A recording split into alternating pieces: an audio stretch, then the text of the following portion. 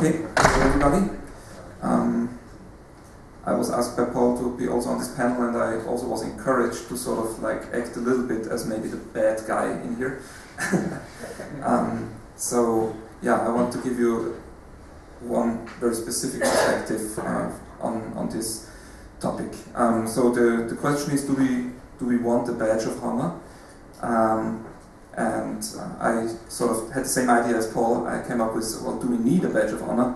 Well, probably not, is my answer. Some of us might have a different answer. But I think it's really a good idea, having said that. So I think it is a good idea, but I don't see that we really need it.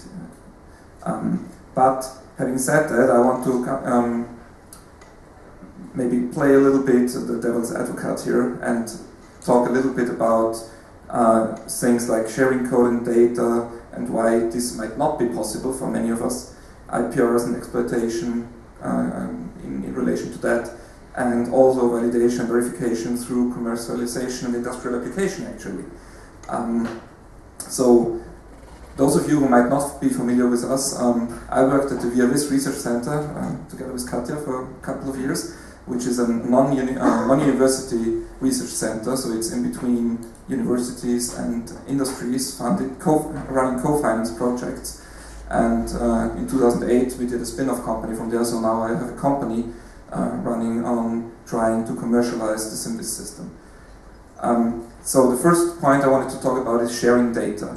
And I want to stress the point that not all of this research is actually like basic research. There's probably even more application-oriented research out there. And when dealing with application-oriented research, the data usually does not belong to the researchers, to the researchers. That means that you somehow have to find a solution of how you could and are allowed to publish it. And if you want to validate what you did and show what you did on real data, what comes from other users, this often is possible, but often also might not be possible. For example, we are dealing a lot with engineering companies. They are doing CFD simulation, and so we would never be allowed to take any of these data sets and publish the data and give it away. Sometimes we are not even allowed to show like the original temperature scales or whatever are in there, because it's secret and they don't want their competitors to see it in some of our publications and then know what type of simulations they did. So, but if we want to validate and test and showcase our visualization methods, and then we very much depend on this real data, because otherwise we just play around in our own playground. So sometimes, for example, when we came up with volume visualization for unstructured polyhedral grids last year on the VIS conference, we would never have been allowed to give away the data, because the data doesn't belong to us, it belongs to the company who is doing the simulation models for that, for these new types of polyhedral grids. And they are coming now more and more popular, but there's no data out there which is freely available. So should we not publish it at all then? Or should we just show that we can do it but not give away the data? That's the question. Often, as I said, it's even hard to get the green light for using the anonymized, maybe the medical field or somewhere, or in our field, altered data. Yeah, but most of you will know that.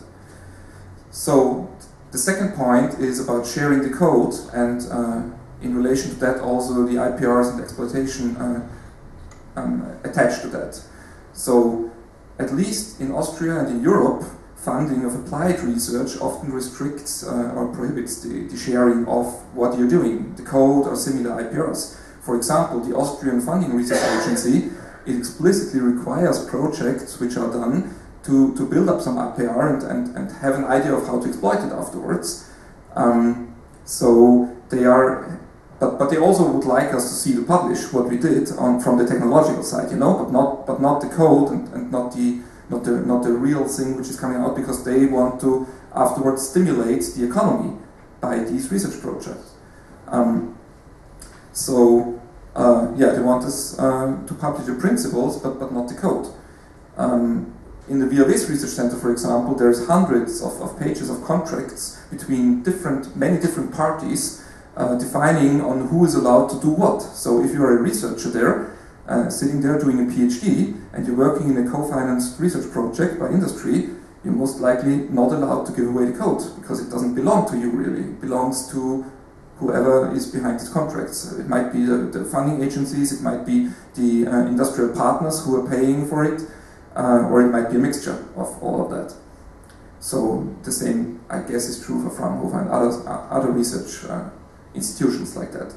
So do we want to get rid of publications about all those works? I'm not so sure. I see that it's not that we now talk about like we have to do it for all the publications, but if we go in that direction, then this might be one of the implications that we are looking for. And also I see that when talking about application-oriented research, it helps us to have a larger funding base, so also the co-finance project. And when you have a larger funding base, it means that we have more research in total, and having more research in total, I think, is something very valuable compared to if we would just restrict to playing in the universities and staying there. And now the last point, it's the verification and validation through, as I said, commercialization and industrial application. I think one of the most powerful validation verification methods, if industry uses what we are doing, and if industry is paying for it, and if it is continuously paying for it, like for example in a research center, if they pay for it like for 10 years, and then it means it is valuable to them, it is what they need. It probably is also right, because if you would be doing it wrong, they wouldn't pay for it anymore. So that might be one of the ways of validation and verification on the mid to long term. But again, this would become impossible because these are co-finance projects. And if you have a co-finance project, as I said before, we have all these issues. So concluding, I think honoring is very valuable, and I support the idea. But we have to be careful to not create a notion where those who may not, or even don't like to, but even more important, may not or are not allowed to publish code and or data are stigmatized, sort of. So to be the bad researchers or the unfair researchers to all the others. So the decision is often not up to the researcher. That's what I want to say here. And especially for application-oriented research, and visualization is very strong in application-oriented research, and it should be. And attached to that with application papers, this will be a very important issue.